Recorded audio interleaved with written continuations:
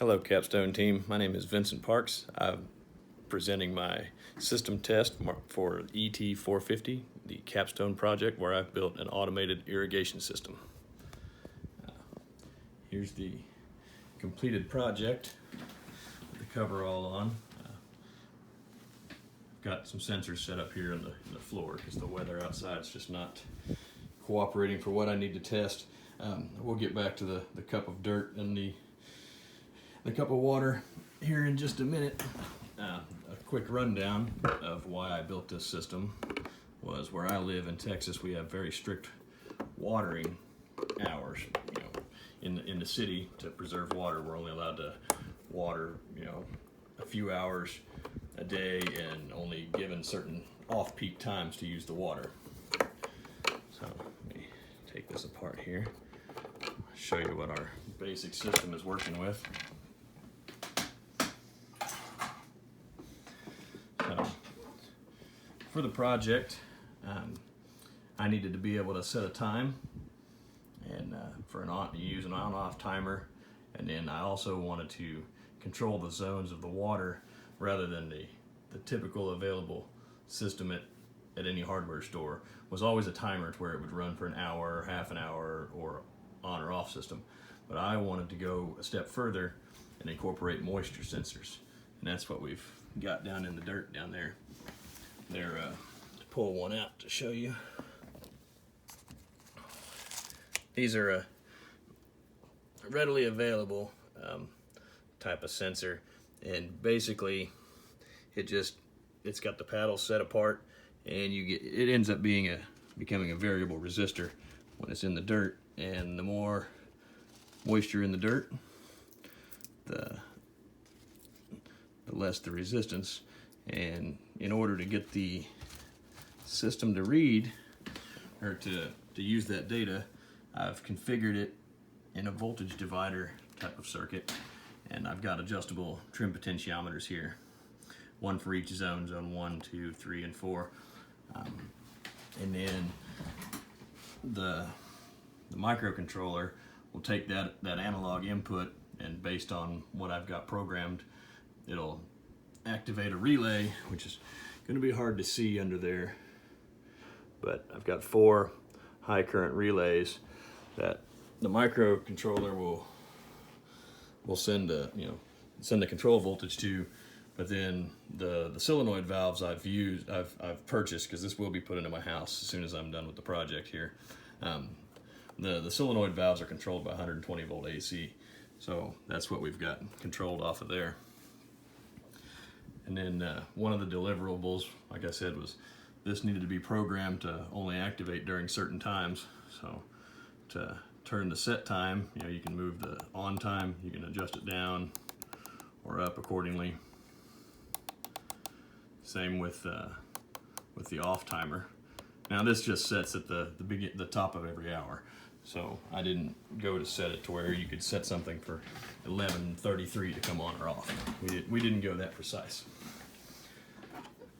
Before we move on to the testing, I wanted to show the software we're working with. I'll try to zoom in here. It's not very legible, but it'll be included in the program packet. So we had to use several libraries that were already included with the Arduino software. One for running the real-time clock that we put on there, and you'll see later that we can lose power, and then the clock doesn't have to be reprogrammed every time. And then they've got another library, the wire.h. That's a pre-configured pinout for the Arduino boards. So it knows what, if you tell it what board you've used, so it already knows what pins are analog in and out versus digital. And then the liquid crystal library, that's another library that was included in the software. It's just an interface that helps us to write to a 16:2 LCD screen that we've used.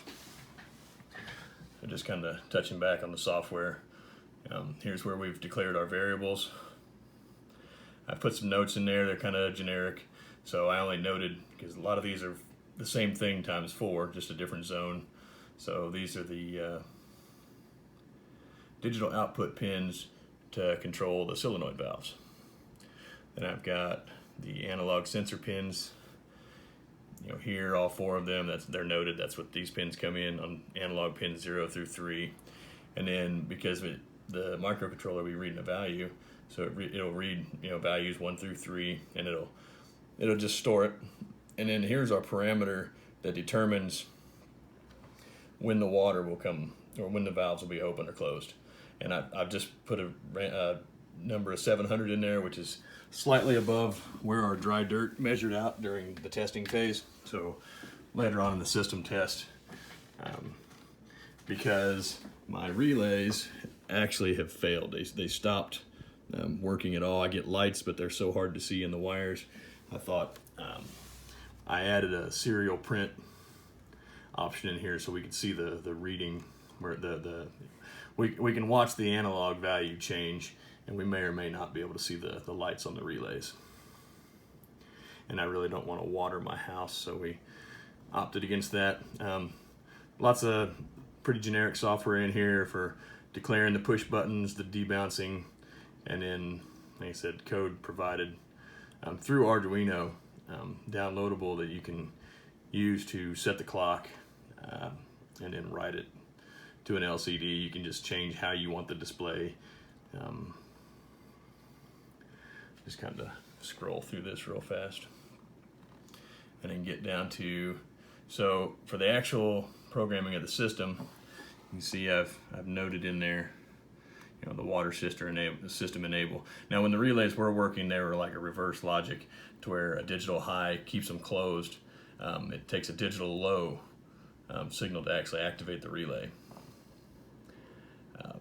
which is a little confusing when you first read it. I didn't read it as well when I purchased the relays.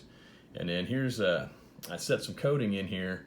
I've added some additional lines for the serial print monitor that we're going to use, just to display how it works.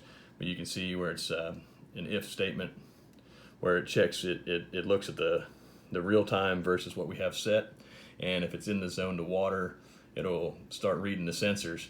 And where I've added in here, it'll read analog read sensor number 1. Then I put that it'll print, and we've given a label of zone 1, and then the value that it reads. And it's reading the voltage and then scaling it between a 0 and 1023, and that's a 0 to 5 volt DC signal that's being converted there. And then I did that for each sensor, and then I put a delay of 10 seconds in it, so it's not just scrolling uncontrollably on our screen. And then based on what the reading is, if you come down here, if the value is greater than the water off parameter that I showed earlier, the relay would activate. The relay would activate, and the solenoid valve would change states. And then once again, it's the same thing times 4, and then there's back to, if the real-time clock is not within the set points, of the water system to enable, it just digitally writes everything to high, which will close all the valves. So let's go ahead and open the serial monitor, and hopefully we'll be able to read this. It'll be legible. So right now it's not showing anything, which is what it's supposed to, because we don't have a set point. We're not within the set point time. So it's 16:09 now. So we'll just go ahead and bump this up to 1700. And because of the delay, it'll wait a second. But it's a short delay, and as you can see, we've got sensor readings. We're at 580, which is where we should be for the dry dirt. It's essentially the same as air. And for our trim potentiometers, just to adjust the sensitivity, I've set them all in the middle, and we can tweak it. So here's zone 2. We'll just turn that up to where it should read a little higher than the other ones. And once it resets here, it didn't take it yet. And you'll see in here that these sensors are kind of all over the place. I've tried to get them to be less erratic, but so there we can see a change on the zone 2. It's gone down to a 470. But, so we'll just put that back in the middle where we were at. And I don't know, yeah, so we can see the red relay lights. Those signal if they've got a high or a low, those 4 lights that are kind of buried back there between the wires. And one of them just went out. I'm assuming that means the sensor just read in there, yeah, zone 3. Read very close to it, but it's back on now. So that's the erratic part of this that I wish I could have gotten smoothed out a little better. So anyways, to signal. So right now the system is thinking that the water, should be on. And we'll just flood this and basically simulate that it rained. And we'll come back and see where we're reading. And yeah, so we're not quite to the set point. If you'll remember, back where it was 700. And hopefully I can get these to. Unfortunately, the dirt that I have here in Central Texas is got a lot of clay in it, and it really takes a long time for the water to set in, which has really been a problem of why I'm doing this. So I'm just going to go ahead and we'll just turn one. We'll max one all the way this way, and one all the way this way, just to display on there what kind of differences we see. And yeah, so they've picked up the water now to where they're well above the range, and we'll look back and see that the relays they're no longer got the digital high going to them. So we'll set these back to the middle, and I can pull. We'll just lift one of these sensors out of here, and we can wipe it down and simulate that it's gone, that basically the soil is dried back out. And we'll just leave that in the air. I've noticed during testing that just holding this sensor in my hand, they're so sensitive that it would actually pick up. So let's see which sensor I've pulled here. I've pulled sensor number 4. So we should see quite a lower number on 4. Like I said, they're so erratic. They're sitting in the water, and a lot of them are back under where it would like to operate the system. And it's really not reading a whole lot different. But so according to this, it believes they're back on there. So there's still some bugs to work out with the tuning. For the most part, the system does work. And the overall goal of the project, as I said, was to make an easier to operate system, which I'm not sure if we could call it that yet. I think after some more fine tuning, it would take more timing and calibration than I've put into it so far. And just to reiterate that our power save, that our real-time clock, well, I've got the computer hooked to it too, so I'll disable that. So now that you can see the system is dead, we'll just leave it off for a minute, and then we'll plug it back in. We do lose our timer setting for when we lose power. That's not protected by the battery on the real-time clock module, but it's easy.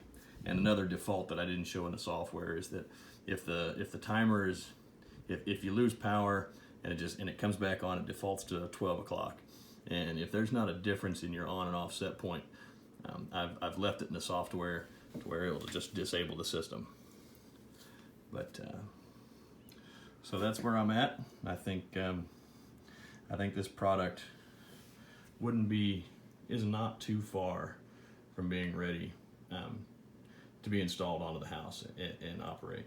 Like I said, it's just a matter of maybe finding some sensors that aren't quite as sensitive, a little more stable. But that's all I've got. Hopefully this will satisfy the Capstone requirements. Thank you very much.